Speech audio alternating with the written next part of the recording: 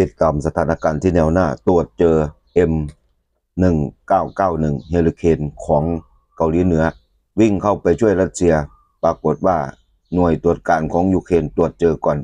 ใช้กามิกาเซ่บินเข้าไปข้างหลังกระแทกเข้าไปแบบเต็มๆสังเกตหมุดสีแดงๆนะคือกามิกาเซ่ลอยเข้าไปตึมมันเป็นจังหวะเดียวกันกับพวกลูกปูมันกดปุ่มพอดี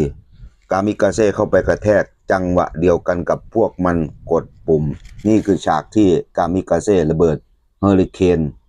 1991M ของเกาหลีเหนือมาให้กูเผาใช่ไหมกูไม่กลัวหรอกชั่วโมงเนี้ยไอ้ที่ได้เปรียบมากที่สุดก็คือกามิกาเซ่ไอ้พวกจรวดไร้ลำกล้องทุนสร้างราคาสูงแต่ว่ากามิกาเซ่ทุนสร้างราคาต่ำสามารถทำลายจรวดไร้ลำกล้องของเกาหลีเหนือพูดง่ายๆเอาเหรียญสลึงไปแลกตู้ ATM เอากามิกาเซ่ราคาถูกถล่มจรวดหลายลำกล้องราคาแพงนี่แหละเขาเรียกว่าเหรียญสลึงแลกตู้ ATM ชั่วโมงนี้กูไม่ได้สนใจมึงหรอกขนาดรัสเซียยังไม่รอดเลยจะปล่อยกล่าวไปใหญ่หลายลำกล้องของเกาหลีเหนือโดนถล่มเรียบ